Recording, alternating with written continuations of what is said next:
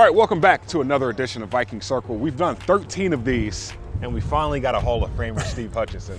And Steve, I was talking off camera a little bit to some of the guys, and I was like, we're going to figure out who's going to drive. So I figured we get into a three-point stance. Oh, boy. Nah, I'm joking. Well, it's been a while since I've been in a three-point stance. So. You'll definitely beat me in a one-on-one. It's a little cold out here. I think the knees would be a little creaky getting down in the stance. But we'll get in the cart. Yeah. But when is the last time you actually got into a stance, like at home, and like, you know what? Just practice and pass that? So I've got a son who's a freshman in high school.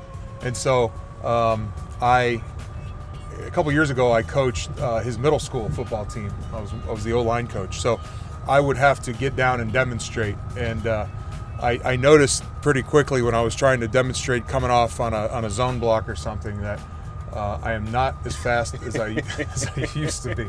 And, reality set in pretty hard there. So, but that's probably about it. But against anybody that I actually had to try to defend myself against or block, yeah, it's been a while. I know you are an avid fisherman, right? Yeah. Are there any qualities that relate from a fisherman to a Hall of Fame guard? Yeah, patience. Okay. The name of the game offensively, as offensive line speaking, is patience.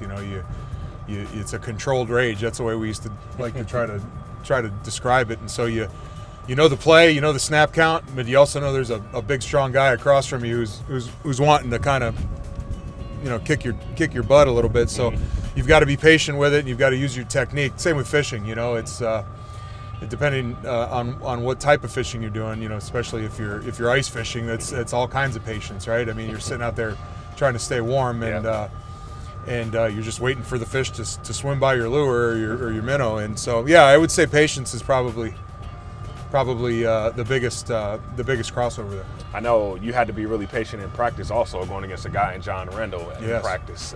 What did he teach you about the game? And I always ask this question, do you have any funny John Randle stories? Oh, I got a million funny John Randle stories. But for me, the amazing thing about John is his last 3 years in the league were my first 3 in Seattle.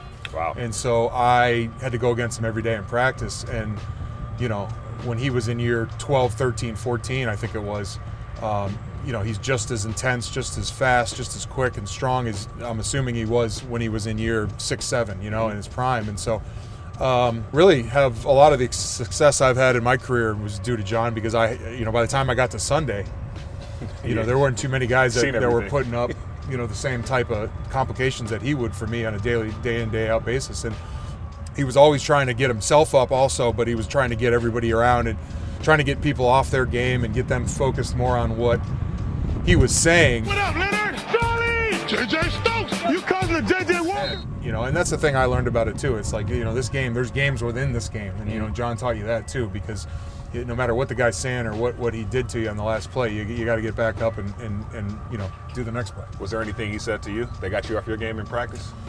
I didn't try listening to it. No, he tried. I wouldn't listen to it. He always had his guys he would love to kind of pick at, poke, prod. Regulators, mount up. We're coming. Bang, bang. Hey, I can't get no love. Fortunately for me, I wasn't one of them. So I would just ignore him enough to take his attention off me and go to the guys he knew he'd get a rise out of. I'm going to take you down memory lane here. Okay. I know as an offensive guard, you don't really get to watch the play because you're focused on the guy you're blocking. So all you're worried about is opening up a hole for a running back. For sure. If you had field passes to any of your Vikings games, what game would it be? It was 2006, I think, for me. And it was my first year here coming from Seattle. And I think, going back to that stadium, the way I left, my contract, to say it PG rated, the Seattle fans weren't very excited to see me come back. Yeah. And we went there and, we beat them there at a time where Seattle didn't lose home games, and it was an emotional game for me because I was playing all my teammates that I literally just left months earlier. And to go there as a member of the new team and have all my new teammates and I've already found, formed good bonds with them, and to go back and win in the fashion that, we won it in a long run from Chester Taylor to this day. I think it's still the franchise record was in that game. So I'd have to say that game. Well, fast forward to now. You're now in the Hall of Fame. What does that mean to you to be forever immortalized? I mean, we saw the speech, but to now have some time to reflect on it after the ceremony. Yeah, I think I don't know if it's completely set in yet. I know, that was an emotional, busy, crazy weekend in August. Yeah.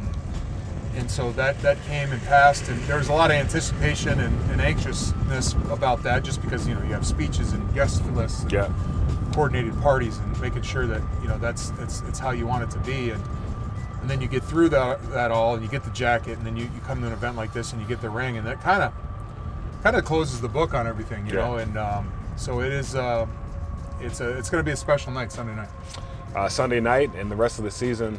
We all know every game starts with the offensive line. This Vikings offensive line, I feel like they're starting to build. Yeah. Have you paid attention to them? Yeah. I mean, it's you got guys like Garrett Bradbury, who's coming into his own, starting to get comfortable being that leader in that center role. I remember him coming out of college when we drafted him here, and you got a great tackle on O'Neal, and the rookie from Virginia Tech there. So I mean, he'll come along and played well in his kind of debut last week, and so I mean it's great. And then of course I'm accustomed to always having good quality, awesome backs in the backfield behind me, and when you have a guy like 33 back there, it makes everybody excited, it makes everybody play better, and it ups the game for the offense. Well, I'm looking forward to it. Thank you again, being the first ever Hall of Famer to join this. Yeah, this is great. I know you're going to look forward to everything that comes in the future with this Minnesota Vikings team, but more importantly in your life. So thank you again. I appreciate it. Yes, sir. Thanks for having me. Steve Hutchinson, former Vikings left guard.